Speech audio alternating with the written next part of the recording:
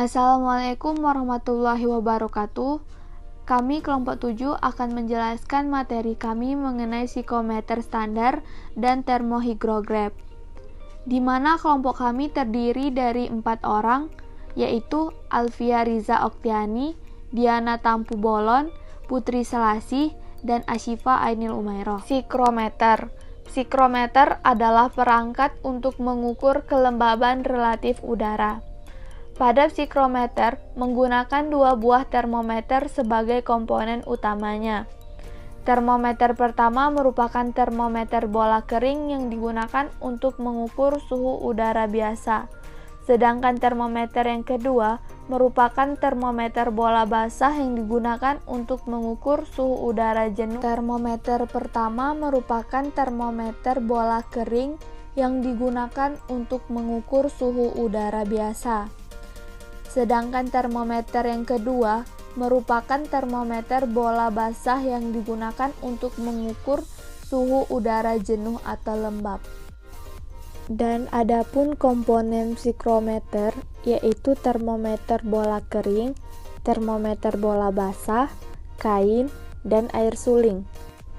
Prinsip kerja psikometer, termometer pertama digunakan untuk mengukur suhu udara biasa dan yang kedua digunakan untuk mengukur suhu udara jenuh atau lembab. Bagian bawah termometer diliputi kain atau kapas yang basah. Pada termometer bola basah, tabung air raksa dibasahi agar suhu yang terukur adalah suhu saturasi atau titik jenuh, yaitu suhu yang diperlukan agar uap air dapat berkondensasi. Suhu termometer basah bola lampu lebih dingin dibandingkan dengan termometer kering bola lampu. Perbedaan suhu antara termometer kering wet bulb dan dapat digunakan untuk menghitung jumlah uap air di udara. Nah, selanjutnya, hal-hal yang sangat mempengaruhi ketelitian pengukuran kelembapan dengan mempergunakan psikometer. Antara lain yang pertama, sifat peka, teliti, dan cara membaca termometer. Yang kedua, kecepatan udara melalui termometer bola basah. Yang ketiga, ukuran, bentuk, bahan, dan cara membasahi kain. Yang keempat, letak bola kering atau bola basah. Dan hal yang mempengaruhi yang terakhir adalah suhu dan murninya air yang dipakai untuk membasahi kain. Secara konvensional, psikometer dibagi menjadi 4 tipe, yaitu psikometer bola basah, bola kering, psikometer Assmann, psikometer Whirling, dan psikometer rambut. Perbedaan dari keempat tipe tersebut terdapat pada cara penggunaannya, prinsip kerja, dan cara pengamatan dan pembacaannya. Nah, selanjutnya, cara kalibrasi dari psikometer ini. Yang pertama, pengujian dilakukan terhadap sistem tersebut pada rentang kelembapan relatif yang biasa dipakai untuk melakukan kalibrasi, yaitu dari 10% hingga 95%. Pengukuran ketidakseragaman test chamber telah dilakukan pada rentang kelembapan tersebut dengan menggunakan 2 buah sensor.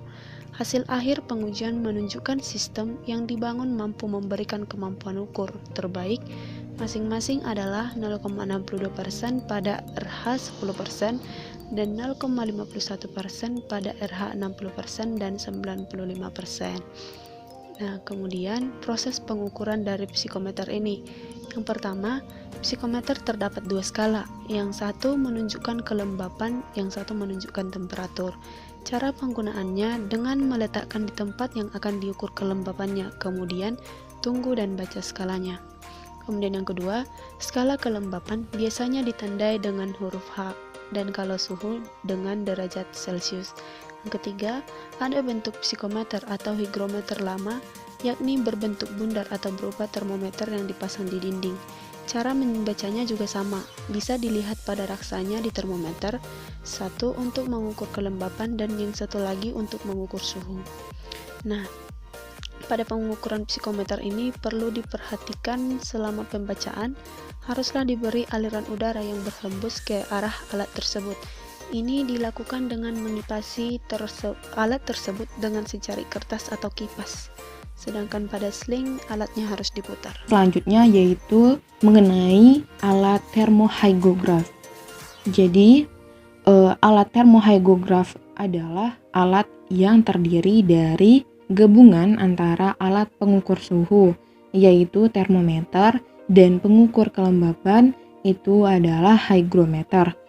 Alat ini memiliki fungsi untuk mengukur suhu dan kelembapan udara secara otomatis. Dengan menggunakan pias kertas sebagai hasil yang dilihat, kemudian di bagian kertas tersebut terdapat pengukur suhu yang terdapat pada bagian atas kertas dan pengukur kelembaban yang terdapat pada bagian bawah kertas. Dengan menggunakan sebuah sensor, maka grafik perubahan suhu bisa diketahui. Karena sensor tersebut sangat peka terhadap suhu sekitar, di mana mengalami pemuaian bila suhu meningkat dan menyusut jika suhu rendah. Sensor rambut pada alat ini juga sebagai indikasi kelembaban nisbi udara. Bila udara lembab, rambut mengembang, menggerakkan engsel, diteruskan ke tangkai pena, sehingga tangkai pena naik, begitu juga sebaliknya. Alat ini dipasang di dalam sangkar, agar tidak terkena sinar matahari atau hujan dan angin secara langsung. Satuan suhu pada termohygrograf adalah Celcius, sedangkan satuan pada kelembapan atau relative humidity atau RH adalah persen. Alat ini mencatat otomatis temperatur dan kelembaban sebagai fungsi waktu selama 24 jam. Bagian-bagian dari alat termograf, pertama ada bola gelas, lalu ada lensa cembung mengumpulkan sinar matahari ke suatu titik api, lalu ada tempat menyisipkan kertas pias, lalu ada pengatur kertas pias, lalu ada penunjuk yang menyatakan lintang pada waktu alat yang disetel. Lalu ada 3 buah sekup menyetel kedudukan horizontal.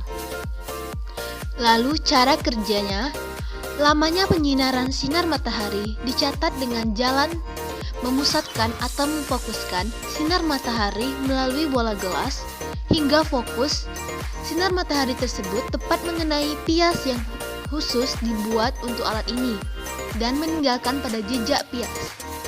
Dipergunakannya bola gelas dimaksudkan agar alat tersebut dapat dipergunakan untuk memfokuskan sinar matahari secara terus-menerus tanpa terpengaruh oleh posisi matahari. Lalu, pias ditempatkan pada kerangka cekung yang konsentrik dengan bola gelas dan sinar yang difokuskan tepat mengenai pias. Jika matahari bersinar sepanjang hari dan mengenai alat ini, maka akan diperoleh jejak pias terbakar yang tak terputus. Tetapi, jika matahari bersinar terputus-putus, maka jejak di pias pun akan terputus-putus dengan menjumlahkan waktu dari bagian-bagian yang terbakar yang terputus akan diperoleh lamanya penyinaran matahari. Baiklah, sepertinya hanya itu yang dapat kami sampaikan. Lebih dan kurangnya kami mohon maaf. Jika ada yang salah, itu datangnya dari kami. Wabillahi taufiq wal hidayah. Assalamualaikum warahmatullahi wabarakatuh.